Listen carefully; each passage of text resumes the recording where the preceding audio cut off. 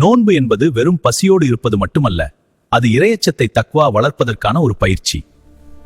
கண், காது, நாவ் என அனைத்து உறுப்புகளையும் தீய செயல்களிலிருந்து விலக்கி இறைவன் கூறுவதாக நபிகள் நாயகம் அவர்கள் குறிப்பிட்டுள்ளார்கள்.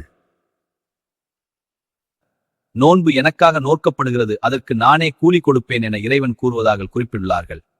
பசி, தாகம் போன்ற அடிப்படை தேவைகளை இறைவனுக்காக கட்டுப்படுத்துவதன் மூலம் ஒரு மனிதனுக்கு அபாரமான மனவலிமை கிடைக்கிறது.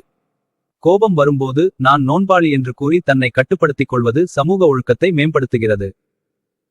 செல்வந்தர்களும் ஏழைகளும் ஒரே நேரத்தில் பசியோடு இருப்பதால் வறுமையில் வாடுபவர்களின் கஷ்டம் என்னவென்பது நடைமுறையில் உணரப்படுகிறது. இது மக்களிடையே ஈகை குணத்தை தூண்டுகிறது. ரமலான் மாதத்தில் ஏழைகளின் வாழ்வில் ஒளியேற்றுகிறது. ரமலான் மாதத்தில் வழங்கப்படும் சதகா மற்றும் ஜகாத் ஏழைகளின் வாழ்வில் ஒளியேற்றுகிறது.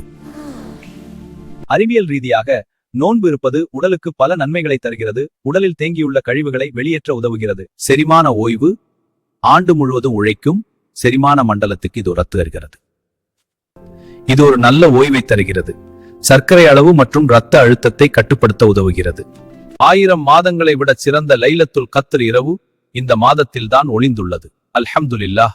இந்த வீடியோ உங்களுக்கு பிடித்திருந்தால் உங்கள் நண்பர்களுடன் பகிருங்கள். இது போன்ற வரலாற்று தகவல்களுக்கு நமது சேனலை சப்ஸ்கிரைப் செய்யுங்கள்.